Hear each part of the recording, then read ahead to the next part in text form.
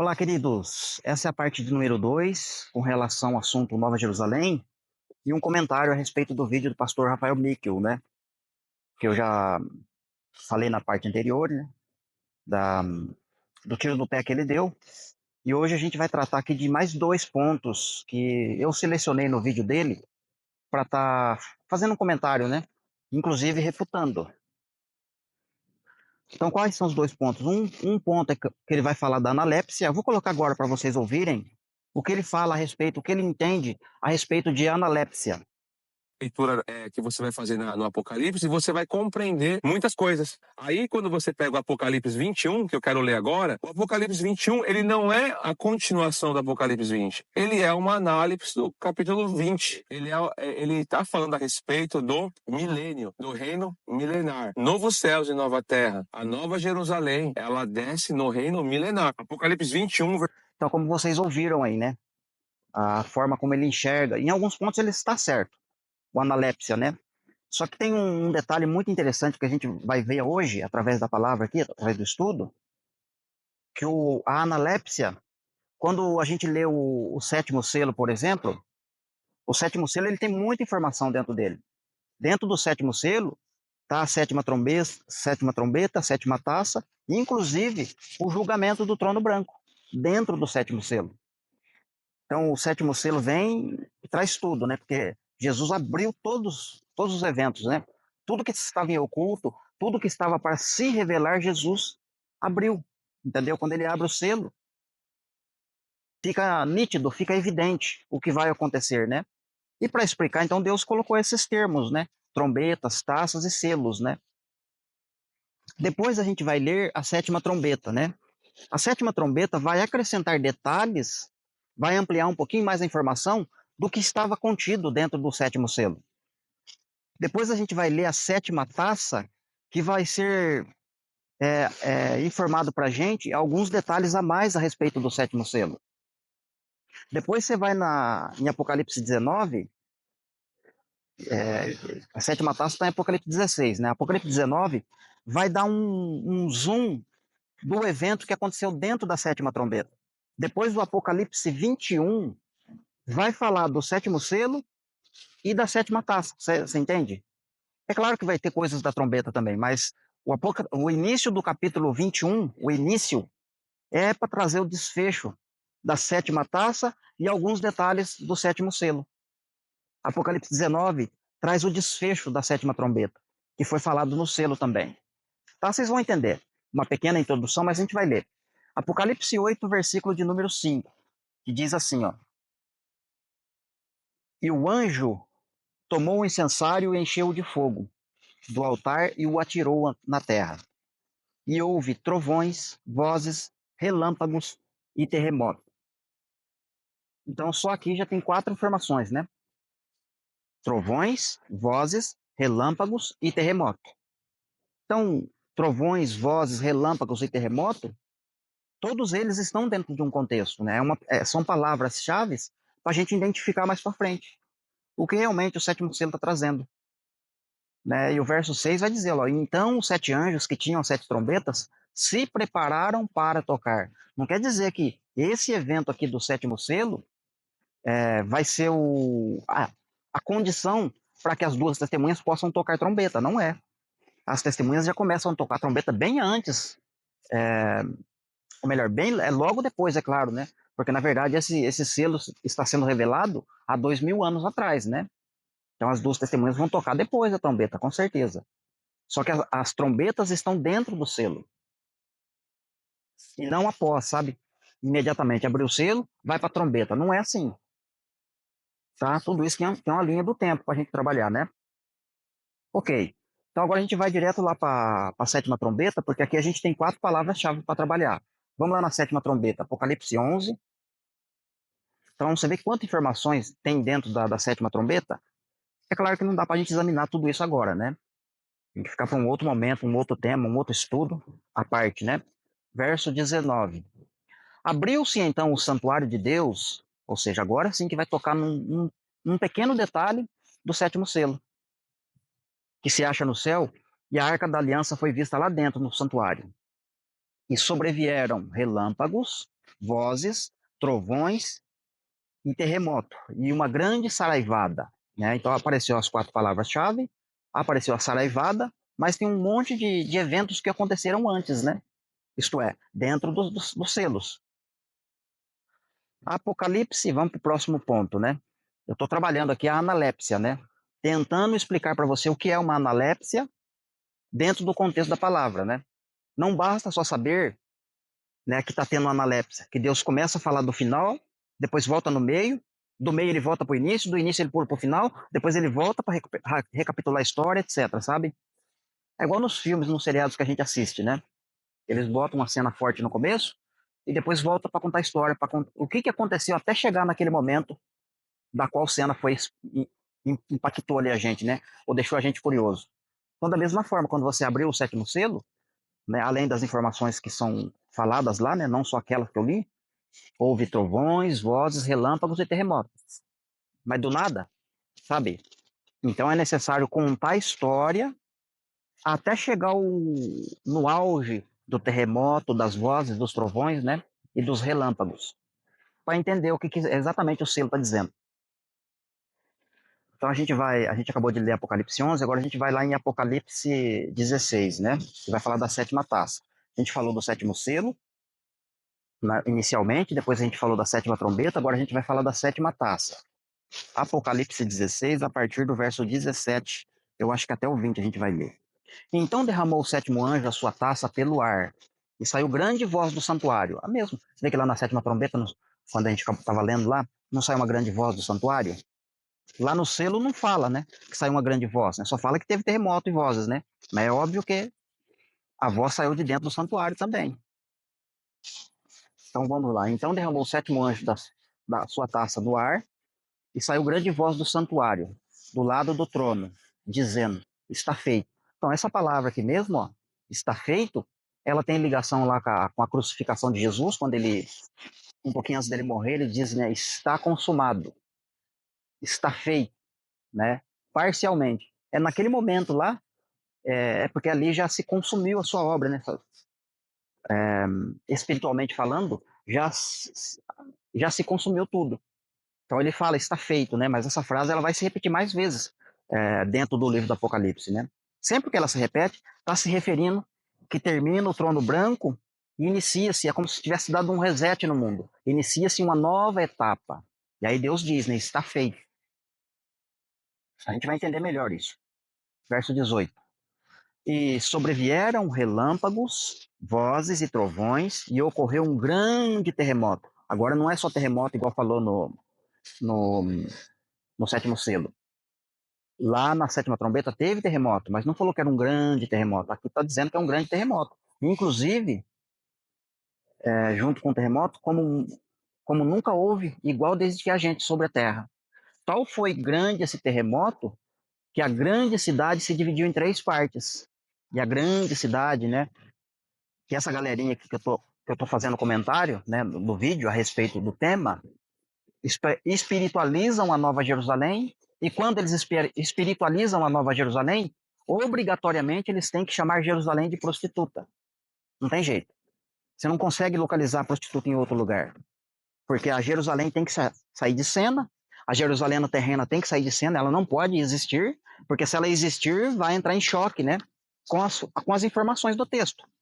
Então eu tenho, para mim, espiritualizar a Nova Jerusalém, primeiramente, obrigatoriamente eu já preciso aniquilar a Jerusalém da terra. Não só ela, como as promessas que Deus fala por toda a Bíblia a respeito da Jerusalém terrena. Então eu preciso tirar ela de cena. E para tirar ela de cena dá trabalho. Você tem que distorcer, você tem que fazer várias coisas. Não é fácil. E a grande cidade se dividiu em 3 partes. E caíram as cidades das nações. E lembrou-se Deus da grande Babilônia, para lhe dar o cálice do vinho do furor da sua ira. Né? Caíram as cidades no plural, das nações. São várias nações que contêm cidades que numa somatória, né, na conclusão, juntando todas as cidades, né, do mundo inteiro, vai resultar numa grande Babilônia. E essa grande Babilônia vai ser dividida em 3 partes no momento do terremoto. Inclusive vai ser a hora que o anjo vai gritar, né? caiu a grande Babilônia, que não é Jerusalém da Terra. Ok, então aqui o sétimo selo já deu mais informações para nós, a sétima taça deu mais informações para a gente a respeito tanto do selo, do sétimo selo, quanto da sétima trombeta, né? Isso mesmo. Apocalipse 19, do 6 ao 9 a gente vai ler. Aqui vai dar um zoom. Deus está mais interessado em falar da sétima trombeta e não da sétima taça. Vai falar mais coisas da sétima trombeta do que da sétima taça. Vamos lá. Verso 6. Então ouvi uma como voz de numerosa multidão, como de muitas águas, e como de fortes trovões, dizendo. Então aqui já apareceu uma expressão de trovões, né? Mas não falou do terremoto, não falou do relâmpago, terremoto, falou das vozes e falou dos trovões, né? Não falou do terremoto e do relâmpago, né? Então ouviu uma como voz de numerosa multidão, como de muitas águas, e como de fortes trovões, dizendo: Aleluia, pois reina o Senhor, nosso Deus Todo-Poderoso. Assim como foi falado na sétima trombeta, né? Chegou o tempo da sua ira, etc., para julgar os mortos, dar galardão aos seus servos, e passaste a reinar, etc. Verso 7. Alegremo-nos e exultemo-nos e damos-lhe glória, porque são chegadas as bodas do Cordeiro, cuja esposa a si mesmo já se ataviou. E esse ponto aqui é importantíssimo. Cuja esposa a si mesmo já se ataviou. Então, quem que atavia a esposa? A própria esposa. Ela se atavia para ir ao encontro com o esposo e dali em diante consumar as bodas, né? Isto é, 1000 anos, né? Casamento. Alegremo-nos e exultemo-nos e demos-lhe glória, porque são chegadas as bodas do Cordeiro, cuja esposa a si mesmo já se ataviou. Então aqui, o Apocalipse 19 está dando um zoom dentro da sétima trombeta para nos informar e fornecer detalhes da esposa, da igreja. A sétima trombeta tocou lá, mas não falou muitos detalhes, né? De como que ela ia se vestir, as coisas que iriam acontecer com ela. Se tratando de uma analepsia, agora sim, se tratando de uma analepsia, se aqui em Apocalipse 19 a esposa se ataviou a si mesma, quando eu for ler Apocalipse 21, que tem ligação sim, mas não com esse ponto, que é uma analepsia também, mas o Apocalipse 21 não está dizendo lá que a esposa ataviou a si mesma, porque aquela esposa do Apocalipse 21, ela já desce ataviada. Ela não atavia-se a si mesma, porque ela é uma coisa física, literal, e ela não fala. Essa aqui tem voz como voz de muitas águas. Aquela lá não fala nada. Pode ler lá para você ver. Aquela Jerusalém que está descendo lá nova, ela não fala. Até porque ela não tem boca. Ela não tem sentimento, ela não tem espírito, ela não vive. Ou melhor dizendo, ela não tem vida em si mesma. É algo físico, é um objeto. Assim como o que você está vendo à minha volta aqui é físico, é um objeto, só que eles não têm vida, eles não falam. Eu tenho vida, eu falo. Eu me atavio, eu me edifico, eu me destruo, eu me decido, eu sou convencido, e aí por aí vai, sabe? Então, aquilo lá não tem vida. Aquela cidade não fala. Essa cidade aqui fala, ela tem voz como muitas águas. Percebe a diferença? É claro que tem um texto lá que a gente vai trabalhar daqui a pouquinho, que vai falar do choro. A gente vai esclarecer isso aí, né? Você vai falar que aquela Nova Jerusalém ela tá chorando? Não tá, porque ela tá descendo do céu. Ela existe desde a fundação do mundo e não tem por que ela chorar. Não tem, né? Ela não tem porquê e nem motivos para chorar. Mas ela desce ataviada. Essa aqui se atavia a si mesma. Tô repetindo porque é importante. Ok. Verso 9. De linho finíssimo, resplandecente e puro. Porque o linho finíssimo são os atos de justiça dos santos. Ou seja, o que eu acabei de falar, né? A própria igreja se edifica com as suas obras. É claro que eu não estou desconsiderando o sacrifício de Cristo. O sacrifício de Cristo tornou tudo isso possível, né? 9. Então me falou o anjo e disse: Escreve, bem-aventurados são aqueles que são convidados à ceia das bodas do Cordeiro. E acrescentou: São estas as verdadeiras palavras de Deus, né? Você vê que quando tem uma coisa polêmica, lá no 21 vai se repetir isso aí, né? Escreve porque essas palavras são fiéis e verdadeiras. Aqui é a mesma coisa, né? Então são pontos que são bem desconhecidos, né, pelo cristianismo, a igreja em geral. Está falando aqui de nações que restam, 99,9% da igreja em si não conhece esse assunto de nações que restam, que sobram, né? Nações que vão ser governadas pela própria igreja, né? Então, aqui tem essa palavra, né? Acrescentou, escreve, porque são fiéis e verdadeiras essas palavras, né? Mas quem é que são os convidados? São as nações que restam. Eu me casei com a Simone. Eu convidei padrinho, eu convidei padrinha, eu convidei amigos, eu convidei parentela, eu convidei colegas de trabalho, eu convidei muita gente para ir ao meu casamento com a Simone. Só que eu e a Simone é uma coisa, os convidados são outra coisa distinta. Cristo e a igreja, Cristo tornou possível a noiva se ataviar para se encontrar com ele, se casar com ele e entrar para as bodas. Só que Cristo, com a igreja, tem os seus convidados, que no caso são as nações que restam. Bem-aventurados são aqueles que são convidados para as bodas do Cordeiro. A igreja não é convidada para participar da boda, porque a igreja é noiva. Noiva não tem que participar de boda. A noiva, ela vai participar do casamento, sabe? De núpcia. Ali coisa mesmo, a da intimidade do marido. E o marido da intimidade da esposa. Os convidados não vão entrar no seu quarto, no meu quarto. Os convidados vão ficar na festa. Vão comer, vão beber, vão dar risada, vão se alegrar, vão beber vinho. É diferente. Noiva, esposa e Cristo, marido e mulher. Convidados são a parentela, são as testemunhas, são as pessoas que vão participar das bodas. Ok, entendido isso? Então aqui o Apocalipse 19 está nos dando informações da sétima trombeta. Teve o grande terremoto, a igreja subiu e teve um grupo na terra que deu glória a Deus. Quem são esses que deu glória a Deus? É essa galera que foi convidada. Lá não está escrito que eles foram convidados, mas aqui está dando esse detalhe para gente, que eles foram convidados para a festa do casamento. Ok. Bom, agora encerramos essa parte aqui de falar não de analepse, a gente vai continuar falando da analepse ainda, né? Eu digo assim, com relação ao casamento, Cristo e a igreja, sabe? A analepse que envolve a sétima trombeta com a sétima taça. Só que agora, como finalizou, abre aspas, finalizou o Apocalipse 19, não o capítulo, mas a explicação minha, finalizou falando das nações que restam. Então agora a gente vai ler Apocalipse 21. A gente finalizou aqui falando das nações que restam, que são convidadas.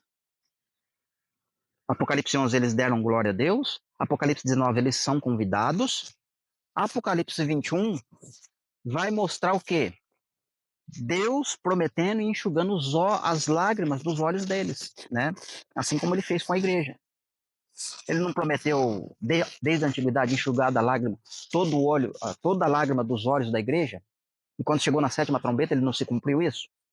Só que também no Antigo Testamento, ele está prometendo, fazendo promessas para nações que restam, pessoas, né, que vão passar pelo milênio, e essas pessoas vão chorar, vão ter perca, sabe? Elas vão passar por dificuldades. Então, essas pessoas também vão ter suas lágrimas enxugadas do seu rosto, como o texto que a gente vai ler daqui a pouquinho.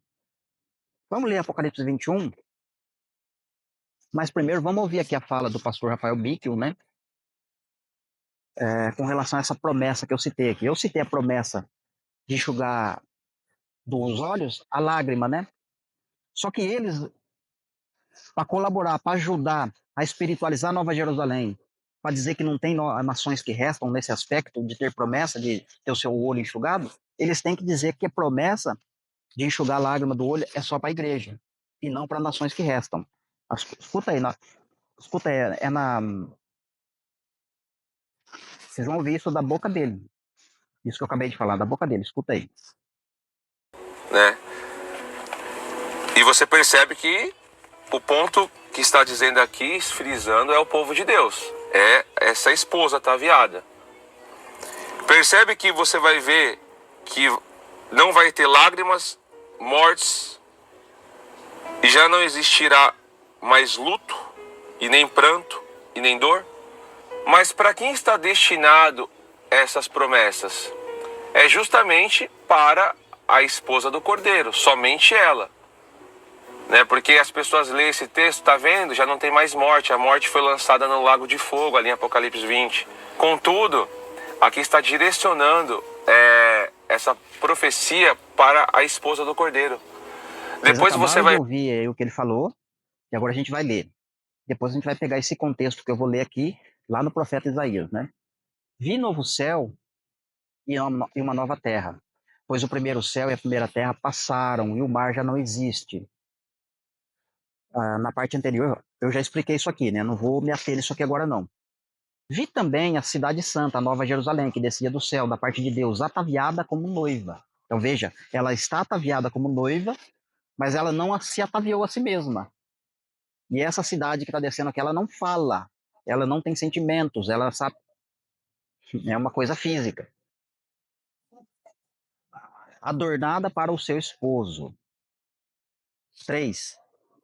Então ouvi uma grande voz vinda do trono, dizendo: Eis o tabernáculo de Deus com os homens. Na sétima trombeta e na sétima taça, em Apocalipse 19, também saiu essa expressão, né?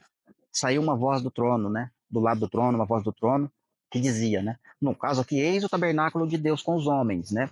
O tabernáculo de Deus é quando Cristo entrega o reino para o Pai, Cristo e a igreja junto. O Pai se manifesta para a igreja fisicamente. Aí eu não sei como é que acontece essa efusão, né? De Deus tornar tudo em todos, né?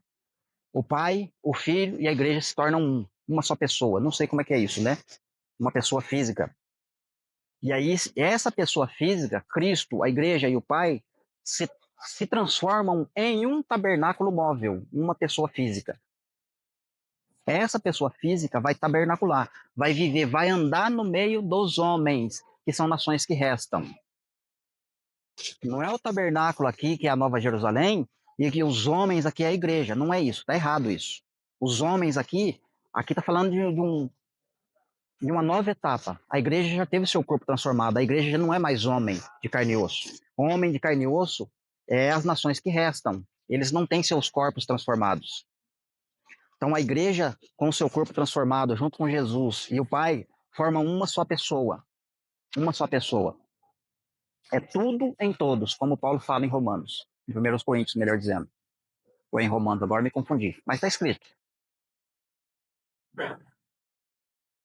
O Pai, o Filho e a esposa. Uma pessoa.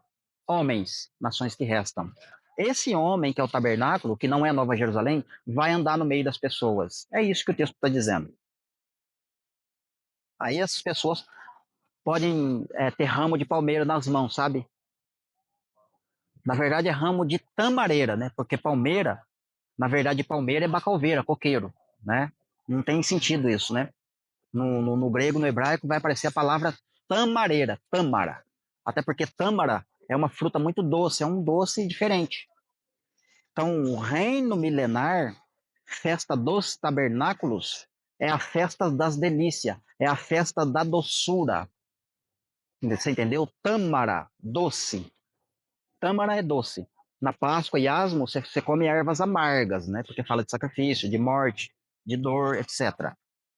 Agora, a festa dos tabernáculos é alegria e doçura, para falar de tâmaras. Então, as nações que restam vão ter ramos de tâmaras nas suas mãos, vão ter doçura, porque vão estar desfrutando de uma verdadeira delícia na terra, de uma verdadeira doçura, que é Cristo, a igreja e o Pai, né? Numa só pessoa, revelado, né? Coisa maravilhosa, fantástica. E eles serão povos de Deus, e Deus mesmo estará com eles. Deus, Cristo e a igreja, estará com eles, os homens. Verso 4. E lhes enxugará dos olhos toda lágrima. Aqui não é para a igreja, não é. A igreja já passou 1000 anos aqui. A igreja vai chorar de novo? Que negócio que é esse? Que babaquice que é essa? Hum? E a morte já não existirá para as nações que restam, porque a igreja como é que se diz? Há 1000 anos atrás, né? A igreja já teve esse post conquistado, né? O dano da segunda morte não tem poder sobre esses que ressuscitaram, a igreja. e a morte já não existirá, não haverá luto, nem pranto, nem dor, porque as primeiras coisas passaram. Que coisas são essas? A gente vai ler já já lá em Isaías, né? Quais coisas que vão passar? O que precisa passar? Eu falei um pouquinho na parte anterior, né? Que a gente leu Pedro, a gente leu Isaías 65, 17, mas eu não falei tudo, né? Verso 5. E aquele que está sentado no trono disse, no trono já branco, de baixo, não é lá em cima não. Eis que faço nova todas as coisas, e todas as coisas é todas as coisas. Ele não vai fazer nova só a terra e o céu e deixar as nações que restam no mesmo estado que elas estão. Quando ele diz todas, é todas. Inclusive, olha o que ele vai falar em seguida. E acrescentou, escreve, porque estas palavras são fiéis e verdadeiras. Os pontos que Deus, pela sua presciência, sabia que as pessoas iriam distorcê-lo. Um desses é este. Escreve, porque essas palavras são fiéis e verdadeiras. Lá um pouquinho anterior, quando fala de nações que restam, lá em Apocalipse 19, a gente leu. Escreve, porque essas palavras são fiéis e verdadeiras. De novo, referindo-se a nações que restam, porque a igreja, de forma esmagadora, não ia chegar a esse alcance do entendimento dessas palavras. Ia passar desapercebido. Então ele frisou para aquele que estiver atento, aquele que estiver lendo, entenda. Quem tem ouvidos, ouça o que o Espírito diz. E ouvir é obedecer, é aceitar, não é retrucar, não é revidar, né? Não é se rebelar, é o oposto. É aceitar. É aceitar e sentir prazer nisso. E achar isso uma coisa gloriosa, fantástica. Entendeu? Verso de número 6, né? Disse-me ainda, tudo está feito. Lembra que ele falou lá? Não lembro se foi na sétima trombeta, se foi no sétimo selo. Tudo está feito. Eu sou o alfa e o ômega, o primeiro e o último. Eu, a quem tem sede, darei de graça da fonte da água da vida. Por causa, a fonte de água da vida é o rio de água cristalina que sai do trono, que está na praça da cidade, que sai de dentro da Nova Jerusalém. Quem tiver sede vai beber de graça. É nesse sentido. 8, a 7 ainda, né? Ao vencedor herdará estas coisas, e eu lhe serei por Deus, e ele me será por filho. Então as nações que restam acabam se tornando filhos, ou seja, elas recebem a adoção de filhos. E essa parte aqui de receber a adoção de filhos, né, é extremamente importante entender, porque nós recebemos a adoção há 1000 anos antes, né? Quando tocou a sétima trombeta, Cristo veio e consumou a adoção, entende? A nossa adoção de filhos foi consumada ali na sétima trombeta. Só que as nações que restam precisariam passar por um processo de transformação, precisariam passar por um processo de N coisas, né? Para alcançar o posto de receber a adoção de pai, né? Do Senhor Deus. E eles se tornarem filhos. Porque não tem como a igreja se tornar filho de novo, mais uma vez, né? Assim como não tem jeito de escolher a igreja 2 vezes, sabe? É lambança, né? Coisa do capiroto isso aí. Paulo fala em... Antes da gente fazer a leitura do capítulo 65 de Isaías, eu quero fazer uma colocação aqui no assunto dentro de adoção de filhos. Aproveitar que está fresquinho na sua mente. Paulo fala em Romanos 8 que toda a criação geme a um só pensamento, esperando a manifestação dos filhos, né? Então nós, como igreja, somos filhos espiritualmente, mas não recebemos ainda a redenção do corpo, a adoção, né? Quando Deus vai nos adotar de fato como filhos. Quando toca a sétima trombeta, nós se tornamos filhos, né? E aí nós podemos nos manifestar a favor da criação que está gemendo e esperando também no futuro deles uma possível adoção, para eles se tornarem também filhos do pai. E assim ser cuidado, né? Assim como um pai, quando a criança cai, você corre lá e pega a criança e coloca no colo, enxuga lágrimas, sabe? Você consola ela, né? Tudo bem, pai tá aqui, sabe? Você consola a criança e a criança para de chorar. Porque ela é enfadada ali no seu colo, sabe? Ela recebe amor, ela recebe carinho, ela é enfadada. Então, da mesma forma, essa criação, o mundo em si, tá gemendo e tá chorando, esperando a manifestação dos filhos, nós. Então, nós já nos manifestamos, né? Quando Cristo vem. Agora, precisa, desse caso, eles serem consolados, vamos dizer assim, porque a palavra diz que Cristo teria que trazer consolação aos que choram, né? Porque os que choram serão consolados. Está lá nas bem-aventuranças, né, que Jesus fala. Quer dizer que as nações que restam vão chorar, mas não serão consoladas. Se for basear no vídeo aqui do pastor Rafael Mikkel, né, que essa promessa é só para a igreja. Nas nações que restam pode chorar à vontade, porque não vai ser consolada. E nem dor? Mas para quem está destinado essas promessas? É justamente para a esposa do Cordeiro, somente ela. Mas a Bíblia fala ao contrário. A consolação é para todos. É claro que em tempos diferentes. Porque Deus está trabalhando a linha do tempo para consolidar o reino, né? Para estabelecer o reino. Não só o reino, como descer, sabe, tudo que está no céu para baixo, né? Fundir tudo e iniciar, fazer uma fusão, né? Unir céu e terra, resetar a terra e iniciar um novo céu, uma nova terra, né? E para isso precisa do tempo. Não tem de fazer tudo isso numa jogada só, como eles querem fazer. Tudo isso que eu estou falando aqui, eles querem que aconteça na sétima trombeta. E o que ficar depois ficou, sabe? É um assunto sem lógica, totalmente desanexo, né, com a palavra de Deus. Agora vamos ler aqui, vem comigo. Isaías 65, vamos lendo. Do 1 até o 20 eu vou ler.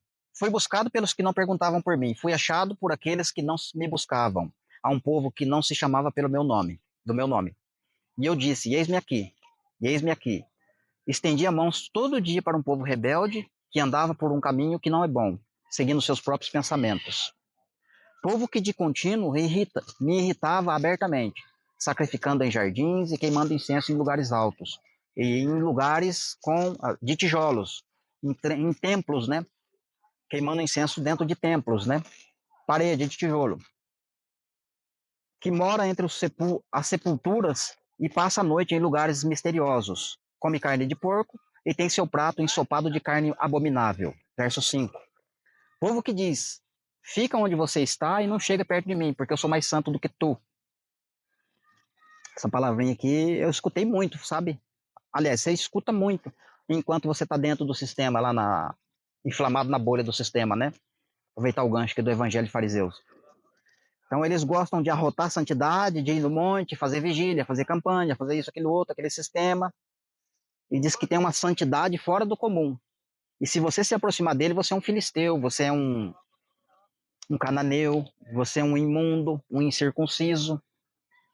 Não se aproxime de mim, porque eu sou mais santo do que tu. Se chegar perto de mim, você vai cair endemoniado, porque eu estou cheio da unção e cheio do poder. Essa é a fala deles. Vamos continuar lendo. Eis que está escrito diante de mim, e não me calarei, mas eu pagarei vingar-me. Isso mesmo, Deus está falando que vai se vingar totalmente das vossas iniquidades, juntamente das iniquidades dos vossos pais. Ou seja, todo mundo que pecou nessa terra, que irritou o Senhor Deus, né, o boleto vai chegar. Não tem problema que você já morreu, vai chegar o boleto. Verso 8. Assim diz o Senhor, como quando se acha vinho num cacho de uvas, dizem, não desperdices, pois há bênção nele. Assim farei por amor de meus servos, e não os destruirei a todos. Essa palavra que servos, não estou falando de igreja, está falando das nações que restam. Mais para baixo um pouquinho vai acrescentar. Não vou destruir de todos, né? Ou seja, era para todos serem servos, né? Não era para morrer ninguém, porque Deus não tem prazer na morte do ímpio. Mas, infelizmente, é só alguns que vão passar. Farei sair de Jacó descendência e de Judá um herdeiro que possua os meus montes. Os meus eleitos herdarão a terra e os meus servos habitarão nela. Veja que herdar a terra é uma coisa, habitar nela é outra coisa. Aí os espiritualizadores vão lá em Gálatas 4, a escrava não pode herdar junto com a livre. Verdade. A escrava não herda junto com a livre. Quem herda é a livre. Mas a escrava vai habitar na terra, porque ela é serva. Tá? Pode ringir o dente à vontade, não tem problema. Pode ringir o dente à vontade aí. Saron me servirá de campo, de pasto de ovelhas, e o vale de Acor, e do lugar de repouso de gado, para o meu povo me buscar. Mas vós outros que apartais do Senhor, os que vos esqueceis do meu santo monte, ele fala de Sião aqui, está deixando de lado o monte Sião físico, os que preparais mesa para a deusa fortuna e misturai vinho para o deus destino. Quando Paulo fala lá que não é para beber vinho, no qual há contenda e dissolução, mas enchei-vos do Espírito Santo, as pessoas querem jogar isso aqui para os ímpios, né? Para o bebedor de cachaça, pulador de carnaval, os escarnecedores literais, isso que existe mesmo. Só que se essa palavra de não se embriagar com vinho, mas se embriagar com o Espírito Santo, como é que o ímpio, o pulador de carnaval, o bebedor de cachaça, vai se encher do Espírito Santo se ele nem lê Bíblia, se ele nem conhece a palavra? Primeiro precisa fazer ele conhecer o Evangelho, aceitar Jesus, todo o início lá, os princípios básicos, elementares da base da fundação para eles, para depois explicar para eles, ó, tem que se encher do Espírito. Ou seja, esse beber vinho aqui que ele está citando é o vinho que está lá na mão da meretriz de Apocalipse 17. É o vinho da prostituta. É a mensagem falsa, é a mensagem aguada. Tipo essa que a gente está meditando aqui, ó. Do outro lado. Promessa é só para a igreja, as nações que restam não tem promessa, não vai enxugar a lágrima dos olhos dela, não, deixa chorar à vontade. A escrava não vai herdar com a livre. Não vai mesmo, mas vai habitar na terra. Herdar é ser chefe. Habitar não é ser chefe, habitar é ser servo, cuidar da terra. É diferente. Até porque lá em Gálatas 4, Paulo diz lá, né, que está escrito na lei, vocês não ouviram a lei? Que lança fora a escrava? Lança fora a escrava? A lei diz, né, que é para lançar fora mesmo a escrava. Mas Jesus disse, todos quantos vierem a mim, de modo nenhum eu vou lançar fora. Jesus não lança fora. Vocês lançam fora a escrava, mas Jesus fala para vir a mim. E esse vir a mim, inclusive ele fala de aliviar o fardo, faz promessa semelhante, como ele faz para a igreja. Só que existe um tempo, né, determinado para cada um. Para a igreja é um e para as nações que restam é outro tempo. Mas ele não joga fora, ele não lança fora. Mas esses antissemitas lançam fora, porque eles falam, ele usa Gálatas 4, Romanos 3, é por ali. Eles usam os textos que falam só da igreja e quer tirar do lado, né, a escrava.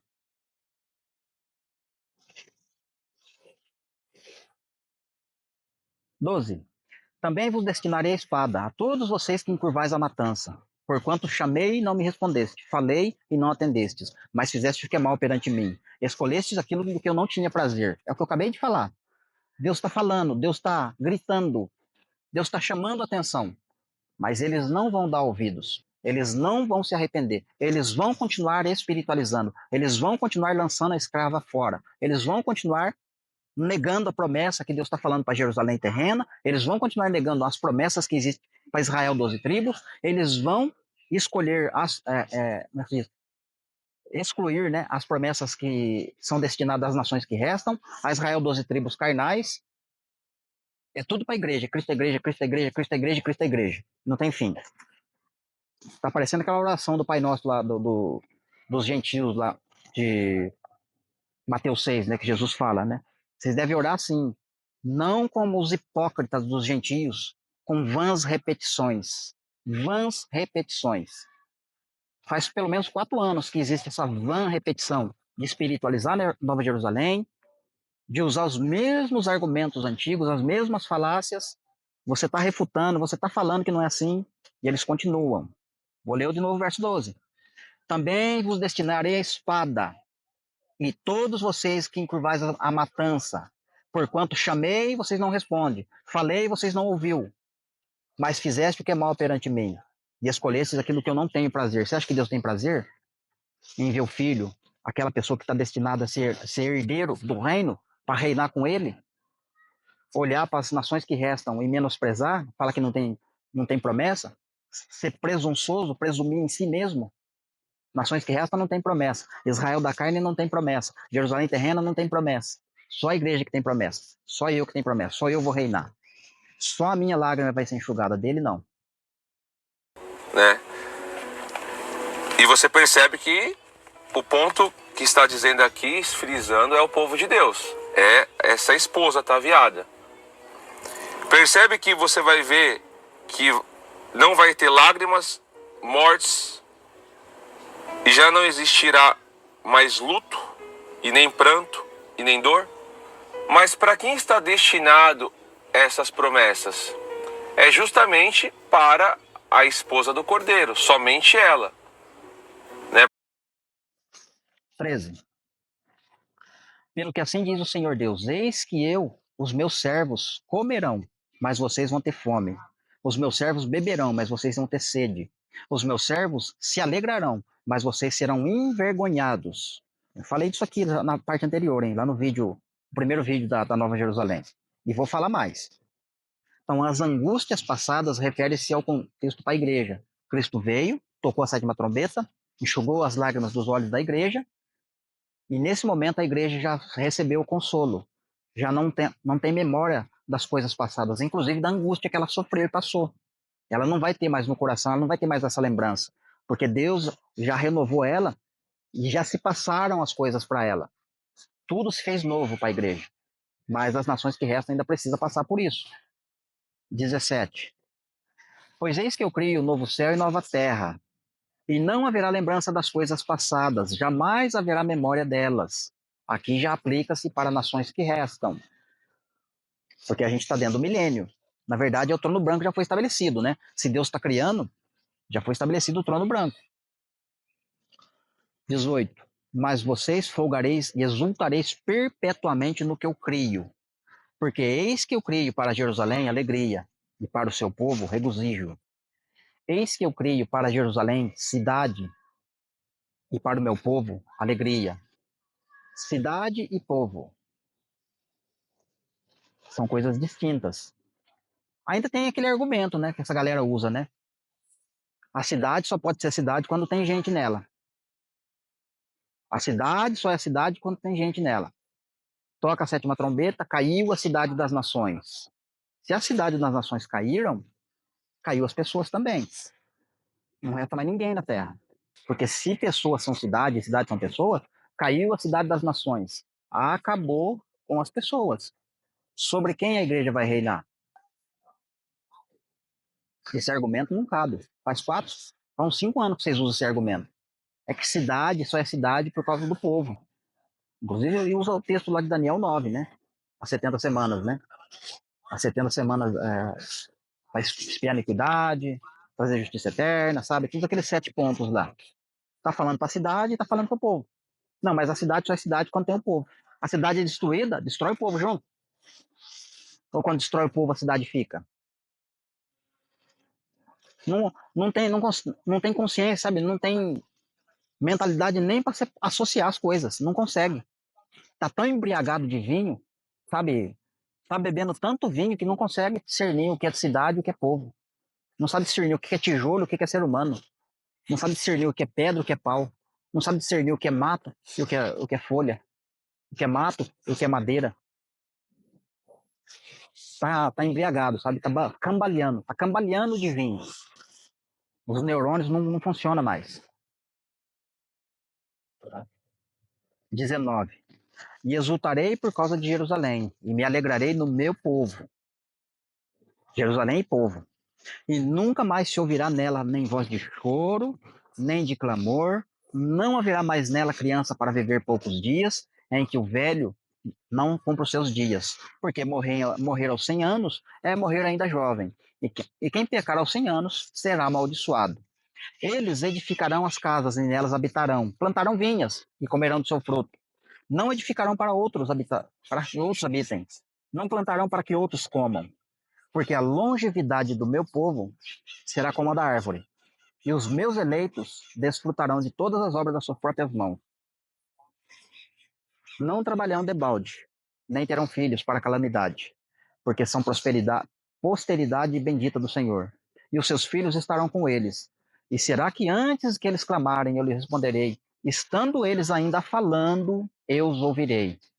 O lobo e o cordeiro pastarão juntos, e o leirão comer palha como boi. Qual será a comida da serpente? Não se fará mal nem dano algum no meu santo monte, diz o Senhor. Ou seja, o Monte Sião foi estabelecido na terra, desceu. Claro que em alguns momentos aqui, ele não está uma linha do tempo linear correta, uma sequência, né? Por exemplo, a criança que morrer aos 100 anos vai morrer jovem, e quem pecar aos 100 anos só será amaldiçoado, é dentro do milênio, né? Não se fará dano algum no meu santo monte, aí já é pra dentro da eternidade, porque lá dentro do milênio, o monte ainda vai ter dano, por causa do pecado que vai estar lá, por causa da morte, da dor, do pranto, essas coisas ainda habitando lá. Consequentemente, o trono não desceu ainda, você entende? É só associar, né? Não é difícil. Então, queridos, agora sim, finalizando aqui. Então, vocês viram a comparação, né? Eu falei de 2 pontos. O ponto da analepsia, que eu cruzei selo, taça e trombeta. A gente foi para lá e foi para cá várias vezes. Eu espero que vocês tenham compreendido. E depois a gente falou do choro e do pranto.